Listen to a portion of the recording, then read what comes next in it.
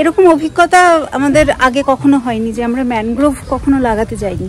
অন্যান্য গাছপালা ইত্যাদি লাগিয়েছি এবং সেটার জন্য এখানকার যারা লোক, যারা ভূমিপুত্র, তাদের সাহায্য তো নিতেই হবে। তাদের তত্ত্বাবধানেই ব্যাপারগুলো হচ্ছে।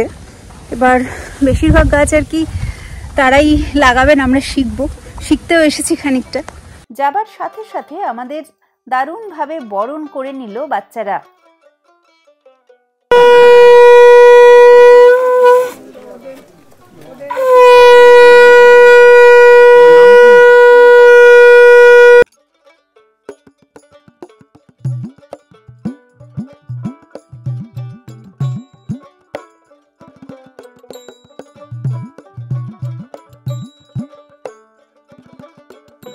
আমরা এখন আছি আমাদের এখানকার 6 নম্বর গ্রামের সদস্য শ্রীমতী রীতা সর্দারের বাড়িতে।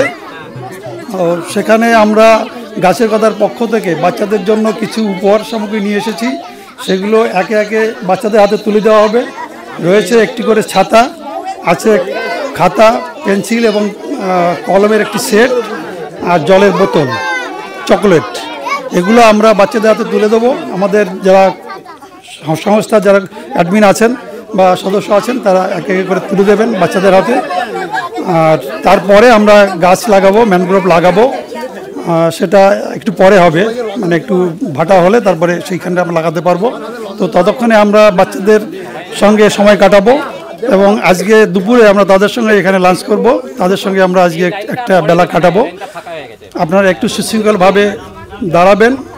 আমাদের যারা অ্যাডমিনগণ আছেন তাদের অনুরোধ করব যে সব রেডি করে তাদের হাতে সমস্ত গিফটগুলো তুলে দেওয়ার জন্য। নমস্কার। এই লাইভ যদি কেউ না পাও সে বলবো।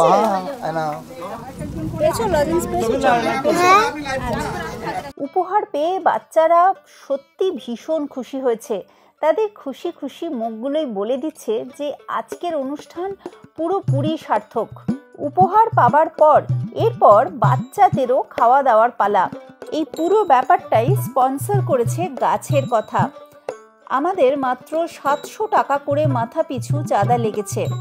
আর সেটা ছাড়া বহু সহৃদয় ব্যক্তি নিজের থেকেও অনেক ডোনেশন দিয়েছেন যাতে কিনা এই গোটা ঘটনাটা সুষ্ঠুভাবে সম্পন্ন করা যায়। এরপর আমরা গাছের কথা গ্রুপের অ্যাডমিনদের কথা শুনবো। ফেসবুক গ্রুপ গাছের কথার পক্ষ থেকে আমরা গোটা বর্ষাকাল জুড়েই সারা বাংলা জুড়ে গাছ লাগানোর প্রোগ্রাম করি।